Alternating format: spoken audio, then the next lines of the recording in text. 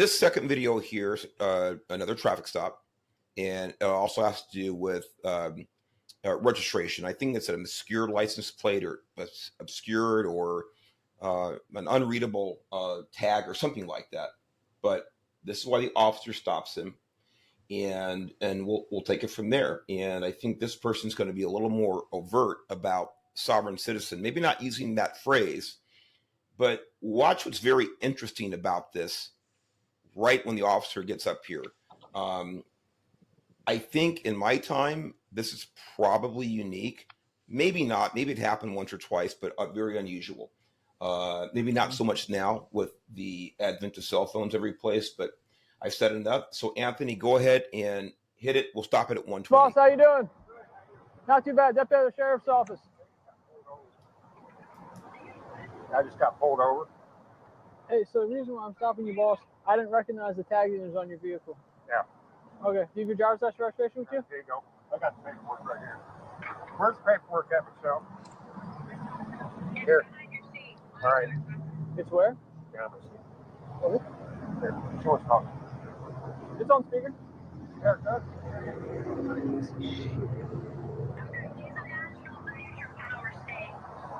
Okay, where's your driver's license, boss? That's for this. No, I don't need my window down. I'm sorry. So. Stop it, Anthony.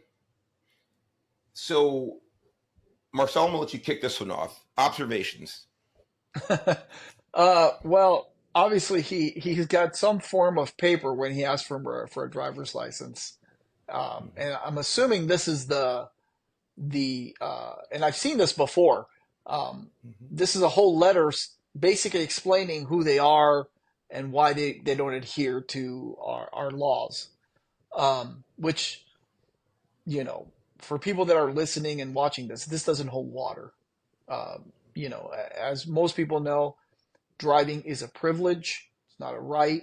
You shall not, it's not a recommendation. You shall have a driver's license to operate a motor vehicle, period. And so he gives them this document, and it's basically, if I'm not mistaken, explaining how they don't adhere to laws in the United States. Yeah, it is. I have seen that before. It's been a long time. In fact, it wasn't until I saw this video that my memory was refreshed. I said, oh yeah, I've seen this. They handed me this stuff, and I'm supposed to make what out of it? It's a bunch of gobbledygook, and it's a waste of everybody's time. And by the way, speaking of waste of everybody's time, as far as officer safety and legalities, and by the way, also you think about it, it's the safety of the citizen, the violator, the motorist, whatever you want to call them, the person was pulled over. Longer enforcement stops are not good for anybody. Let's just, the shorter they can be, obviously within reason, they're done efficiently, effectively, completely. The shorter that they can be, the better for everybody. It's not good for an enforcement contact to be drawn out any longer than it has to be. So this is, in my opinion, it is an officer safety issue when someone is presenting information that is delaying an officer, it is sidelining an officer, diverting an officer from their duties or responsibilities, making them go back and forth to patrol car, or get on the radio to call information and dispatch. It's unnecessary. And all it does is make life more difficult for everybody involved. As simple as that. The other thing I was talking about earlier about being unique, and again, when I would finish my patrol days, cell phones were really just kind of coming into where like almost everybody had them. It wasn't 100%, but there were a lot more out there. I don't remember having a conversation other than assistance. Hey, here's my husband or my wife with the AAA information I don't have in the car. Can you call me a tow truck and things like that. But as far as the enforcement contact specifically, I don't remember having a conversation with someone not in the car. And so this guy, but think about this, this guy put his wife, we'll clarify later on, it is his wife, puts his wife on the speakerphone. And she is acting as a lawyer, so to speak, a legal advisor to her husband and telling the cop where to go, figuratively and literally later on. So I just want to set that up there about what the cop's dealing with and how he goes about it. So unless you have anything else on that one, this part of it, Marcelo, we'll go ahead and move it. Yeah, no, go ahead. Okay. Anthony, go ahead and hit it, and we're going to run it until 2:10. So, do you have a driver's license? Yeah, we're right there. Okay, what's your name, boss? I don't see your name on here. Can you point it to me? Yeah. Okay, that's not how this works. Where's your name at? I'm just getting him the paperwork.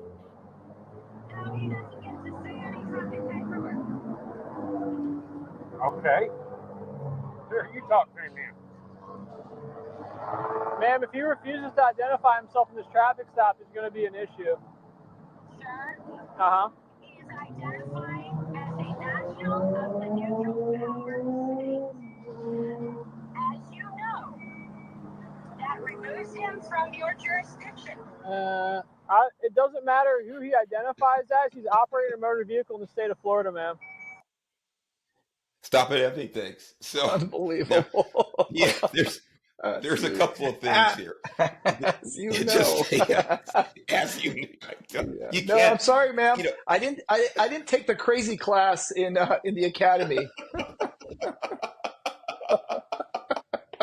now, for those of you who couldn't hear, and Marcelo and I are cracking up so much because we could hear that very well on the speakerphone. His wife is saying, no, now, as you know, talking to the officer, he identifies as a national of neutral power. I think that's what I made out, Marcelo. That's a new one on me, national of neutral power.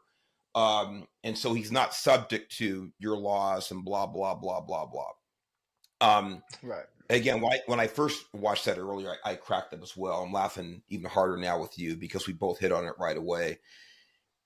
This is, and I'm probably a little ahead of myself here. In fact, I am. I'll wait until we get to this next clip. But just keep an eye on how the officer handles this. Now, as we said earlier in the previous video, that I want to mix in when we see it. Again, it's just things that jump out at me. I Right. want to go ahead and cover some of the officer safety issues when I see them, and things that, again, I see all of us. I don't do it anymore. But for all of you out there still in the profession, think about these things. Don't make some of the same mistakes that I made. So right now, and I didn't skip over it, but I didn't comment on when it happened. But you see his partner. I don't know if she was backup or I think she was in the same unit, I believe. Yeah. But his partners across there, Marcelo, and I think you see what I'm seeing. If you want to talk about that, you can go ahead. Yeah. Well, the partner is fine to be, as a passenger officer, when you're going on the passenger side, you want to be looking at the center console while your partner is talking to the driver. You want to be looking for any type of weapon or anything like that to, and if you do see something like that, obviously you want to tell your partner that there's some sort of a weapon there. The other thing that's, I think, more important is there is no reason for an officer to be talking to two people, one on the phone. Now, I've had this case before where here's my wife, and I go, okay, let me talk to your wife, and I take the phone, I hang up, I give it back to him, put the phone in your center console. Right off the bat, because your wife, I don't care if she's a lawyer, I don't care if she's a vice president, it doesn't matter. You're the one that I'm stopping. You're the one that violated the law or violated the vehicle code. I don't need to talk to somebody that is, unless you're a 14-year-old that shouldn't be driving anyway. Yeah, I need to call your mom. But other than that, hang the phone up, because there's no reason to be talking to a person on the phone, especially one that is, I mean, come on, that tells you right off the bat that her husband is not to adhere to the laws because he's what do you say, a nationalist? I think a national of neutral power, I believe is what I made out. Yeah. Yes. See, just right there. I would hit that red button. All right. Thank you. and hang up. Yep. There's no point. So this is where I said I didn't want to get a hold of myself, but this is exactly. But I'm glad you did, because it's refreshing to me when you're having the same thoughts, or I'm having the same thoughts that you are, because you still do the job and everything is fresh in your mind. I agree. In other words, this is another delaying tactic. It's another interference tactic, and the officer doesn't have any responsibility whatsoever to be engaging somebody over an electronic device like this. Zero. His Absolutely. focus should be solely on the operator of that vehicle and whoever else may be in there. Going back to, by the way, you said unless it's a 14-year-old driving the car who shouldn't be driving anyway. I think about 40 years ago, your 14-year-old brother picked us up in a car one day. But anyway, that's the side story. I think the statute of limitations is up on that. Remember what I'm talking about? He showed up. I said, what are you doing here? You can't. Oh, you guys said you needed a ride. I said, yeah, but not from you. Somebody with a driver's license. But anyway, I just thought about that. But it actually did happen. To two would-be cops got picked yeah. Anyway, but with that, to be very nitpicky here, I'm being nitpicky. I agree with you that partner officer, and I would call a cover officer. In this case, in other words, where she has put herself, I agree. Able to see the hands, able to see the center console, the dashboard area, 100%. However, if something does go sideways, then she's in direct line of fire, and so is the initial contacting officer. So just, again, this is my opinion. This is my tactics. When I would go up there, I would either walk up to the A-pillar so I could look in this way to get a line of fire, or once I cleared the vehicle initially, then I step back here so I could at least have eyes in this way, being out of the direct line of fire, or putting my partner in the direct line of fire. But you and I agree both that generally speaking, it's good to have them up there once the vehicle's cleared. We know there's no other threats in the vehicle with other passengers, to keep this driver compartment clear, the hands and other places that weapons could be secreted. So just wanted to throw that out there. I'm uncomfortable, looking at another officer right in a potential line of fire. So with that, Anthony, go ahead and roll it. We'll stop it at 410.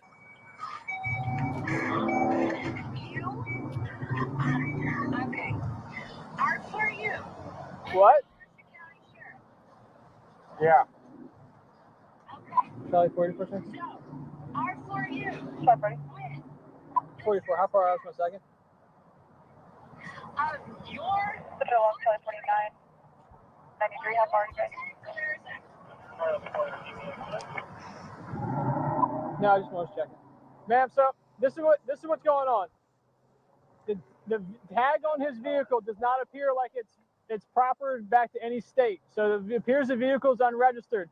Then on top of that, I come up here, I'm asking for his identification documents, and he's handing me a stack of the papers instead of a driver's license. So I'm concerned he might be driving without a driver's license, and his vehicle might be unregistered.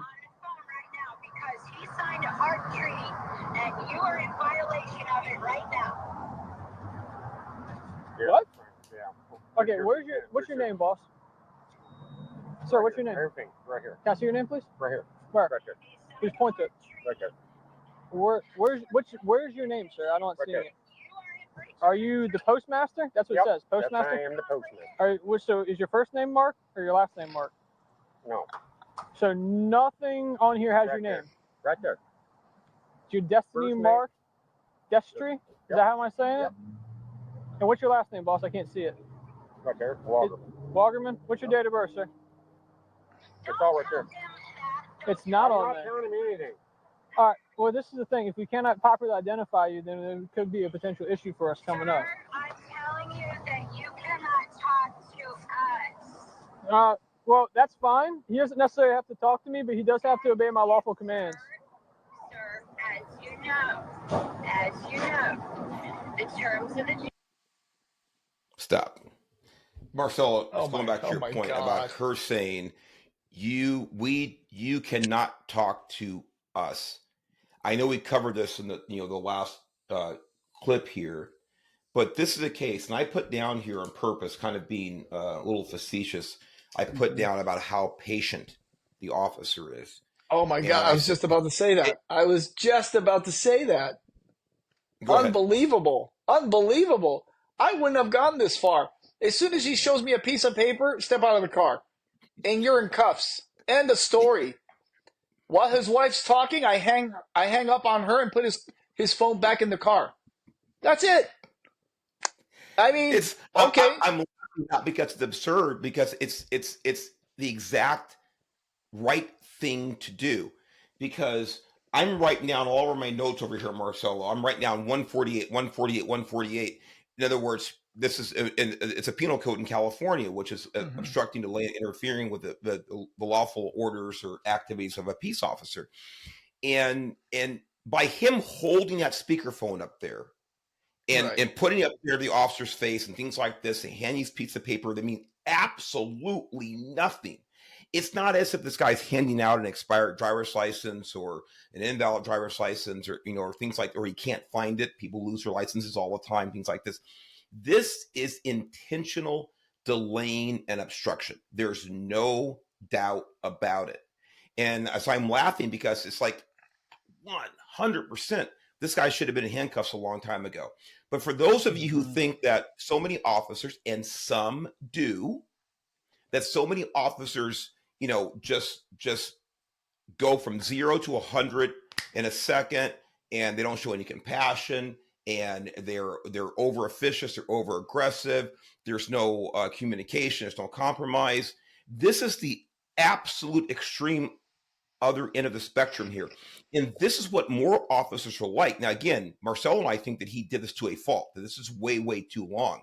But we certainly can't say this guy is not making every possible concession he can, given the circumstances.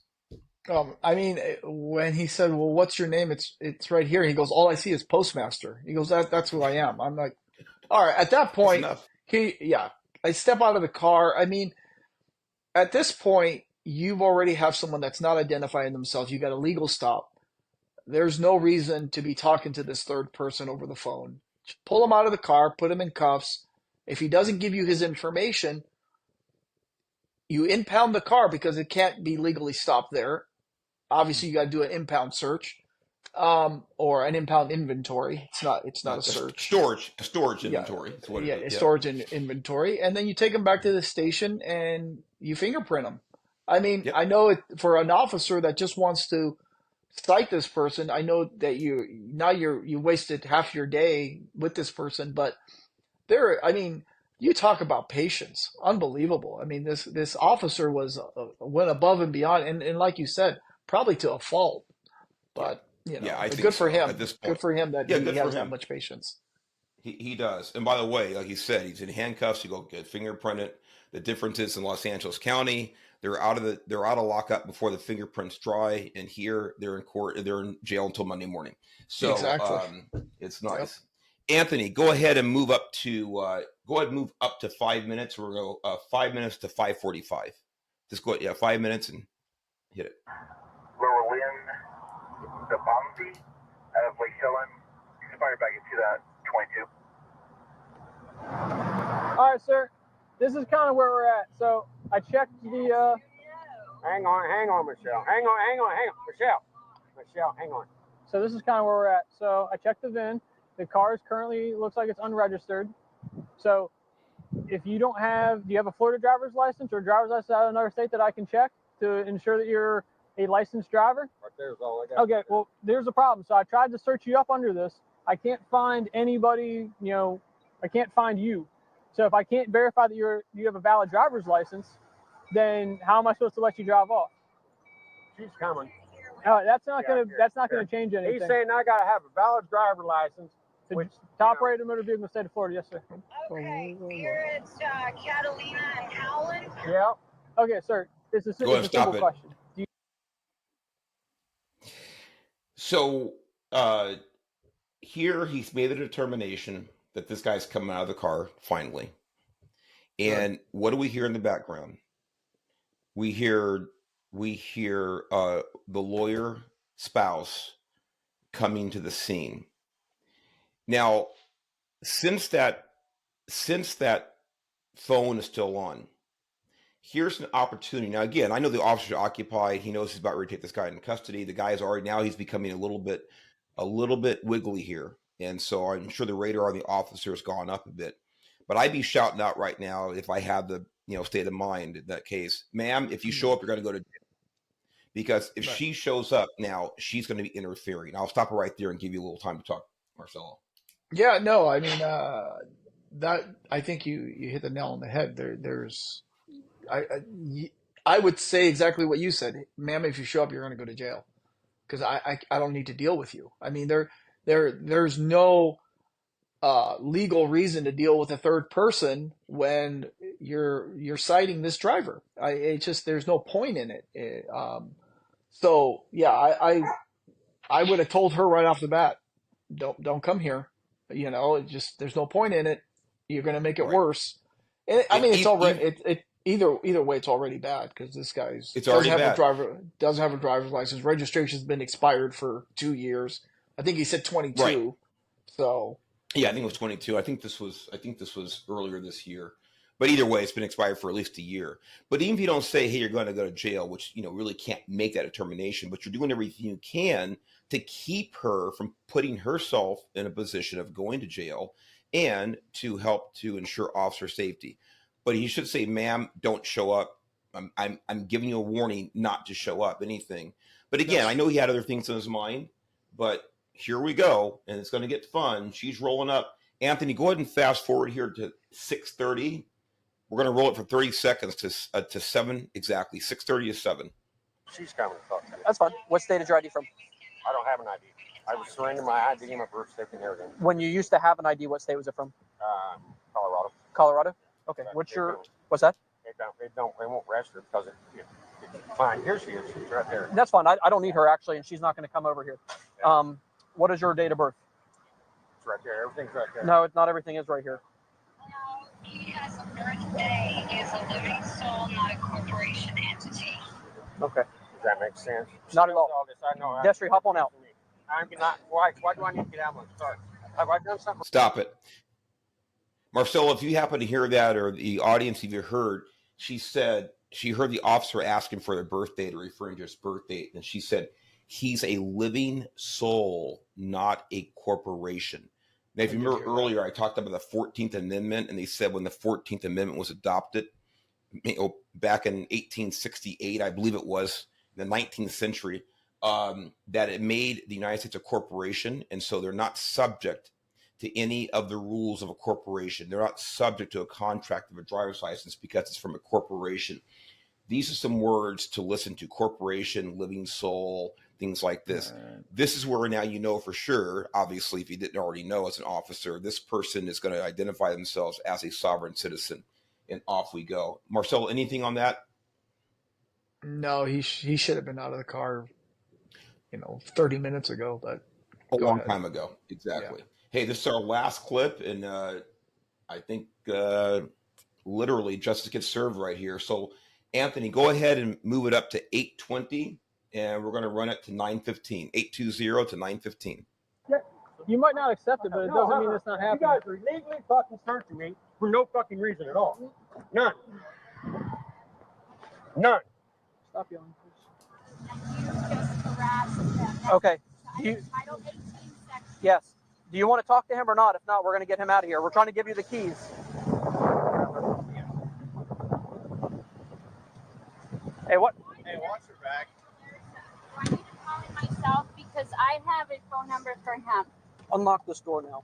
No, I'm not going to you. Get out. We breaking? Open the door. No. Yes, so. Now get out. Get out. Get out. Get out of the car. Oh, shit. Stop it.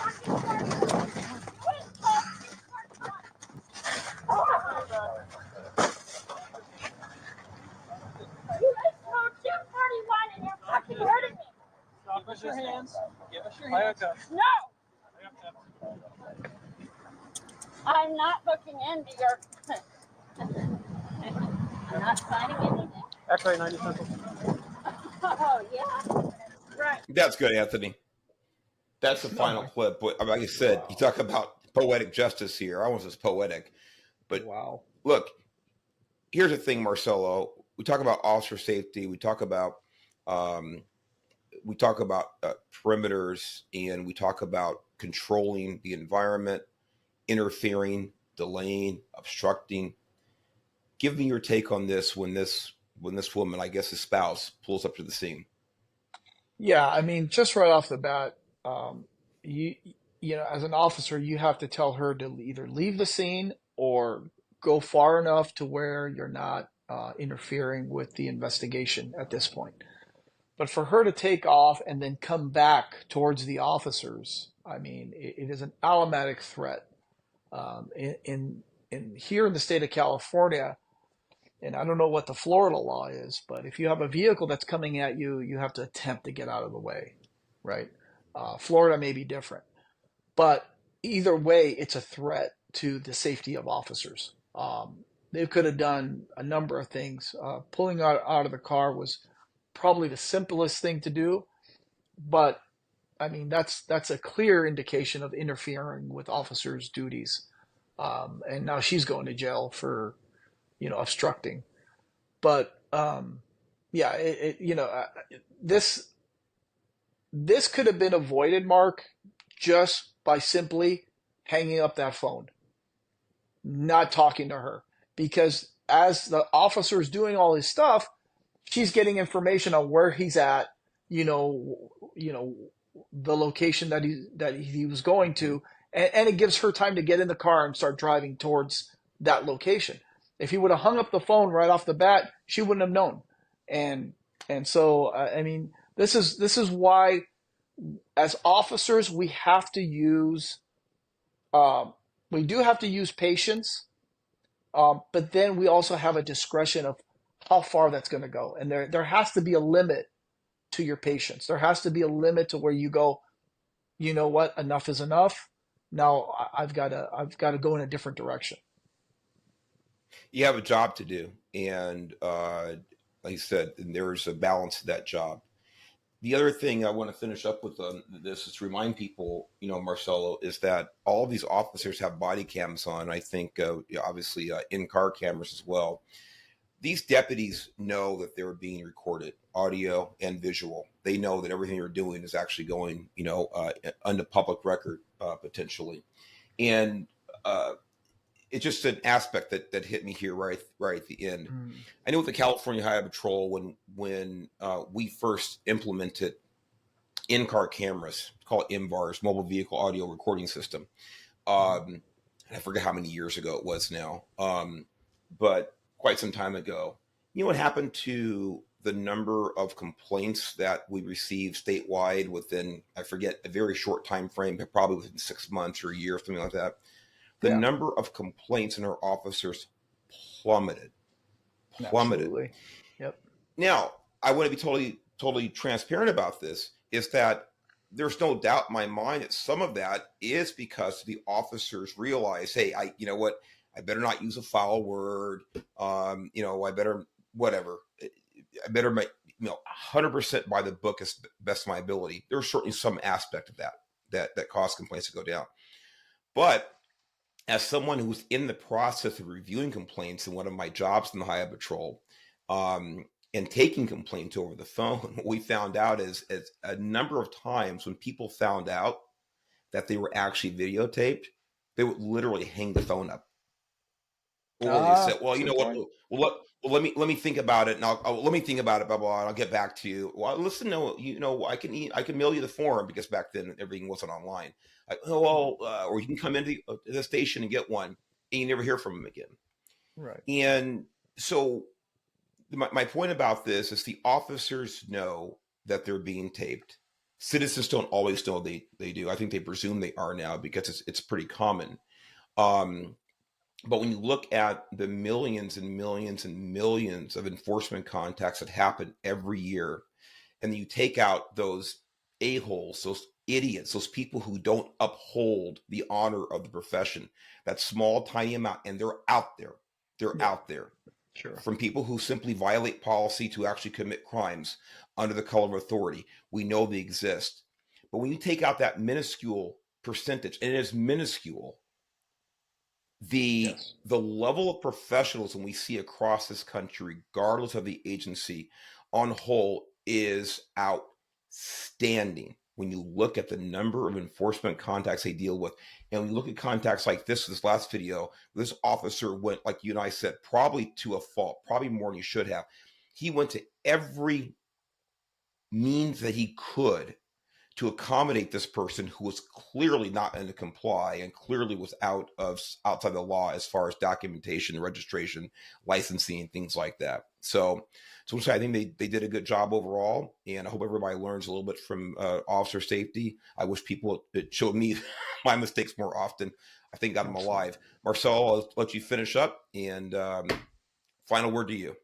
Yeah, so great topic. I'm sure young officers will meet these sovereign citizens at one point, and it's like you said, I wish I had a little more ammunition, so to speak, when it came to case law when I was younger. As I continued in the career, probably like 5 or 6 years, I got more involved with case law. And so that's my advice to young officers is get familiar with case law because it really does help you. Pennsylvania versus Mims, Maryland versus Wilson, and there's a number of other case laws in the books that really help officers do their job and do it safely and correctly. So great topic. I hope people learn a little something. Even citizens, you know, when there's a legal stop, you have a obligation to give your driver's license, insurance, and registration to an officer. So Good advice, my friend. As always, we appreciate your expertise and your hard work out there in the streets. Everybody, thank you so much for watching Your Leo Nation. Please, we're asking you to subscribe. We are picking up more and more subscribers, more and more views. We are making an impact. We want everybody. We want violators as well as officers to be safe. And whatever we can do to help that cause, I'm all for. Again, share it, repost, subscribe, watch, like. Every bit helps us to help law enforcement. For Your Leo Nation, I am the Chief. God bless you. God bless America.